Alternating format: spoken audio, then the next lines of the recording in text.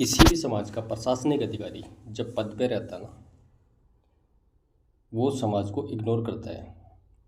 वो समाज की सुनता नहीं है, समाज का काम भी नहीं करता है। ये रियल है और मैंने बहुत करीब से देखा है, इसको जाना भी है।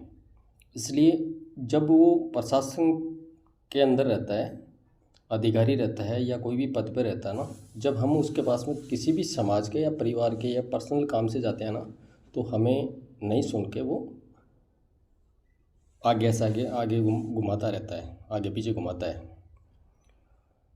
फिर वो जब रिटायरमेंट लेता है ना, फिर उसको समाज की याद आती है। वो बोलता अब मैं समाज की सेवा करना चाहता हूँ। अरे भाई, जब तू समाज की सेवा ही करना चाहता है, जब इतने बड़े पद पे या छोटे पद पे, जिस भी पद पे तू रहा है, उस समय तेरी समाज कहाँ गई थी?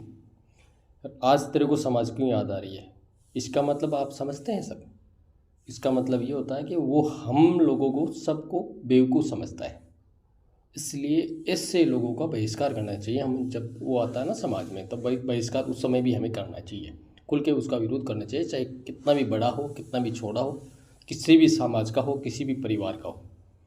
जब वो प्रशासनिक अधिकारी रहते हुए, प्रशासन में रहते हुए हमारा काम नहीं कर सकता, तो जब वो वापस रिटायरमेंट आने के बाद में हमारा क्या भला कर सकता है? वो भला नहीं करेगा, वो केवल हमें यूज करना चाहता है।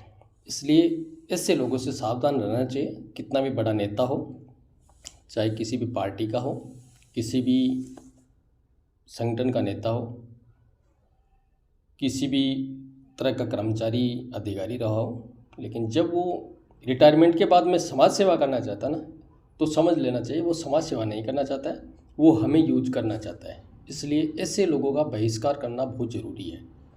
जब वो पद पे रहते हुए हमारा काम नहीं कर सकता ना, तो अब क्या करेगा?